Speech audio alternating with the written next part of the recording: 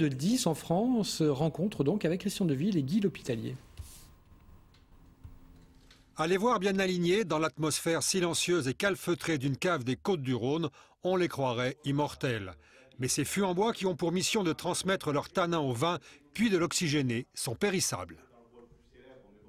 Nous, on les garde jusqu'à 15 ans, parce que, disons, on a une politique qualité et suivi. On ne veut pas avoir des fûts qui viennent d'ailleurs, donc on n'achète que du neuf. Et on s'en sert 2 années pour notre première cuvée. Après, on s'en sert 3 à 4 ans pour notre seconde cuvée.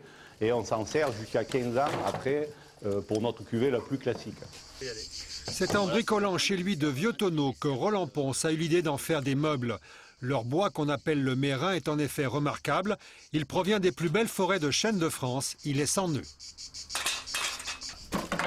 C'est un bois qui est travaillé d'une certaine façon, qui est fendu en quartier, puis débité parallèlement au fil. Et l'intérêt, disons, secondaire pour le tonneau, mais qui est important pour le meuble, c'est le veinage. Et dans le Mérin, on a un veinage très marqué, typique du chêne, qu'on appelle la maillure. Voilà. Donc moi, c'est ça que je recherche. Dans son atelier d'Alvar, c'est un long et patient travail qu'attend Roland Ponce. Du rabotage, du ponçage pour retrouver l'aspect brut du bois, avant l'assemblage et les multiples finitions. Les créations de Roland Ponce vont de l'applique murale au bar, en passant par les tabourets, chaises et tables. Il faut essayer d'utiliser les formes courbes, rappeler l'origine du matériau, donc le tonneau, tout en créant quelque chose d'assez élégant. On reste quand même dans le rustique.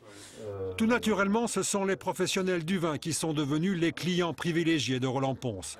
Ainsi, le Mérin retourne à son milieu d'origine, mais cette fois-ci, pour l'éternité.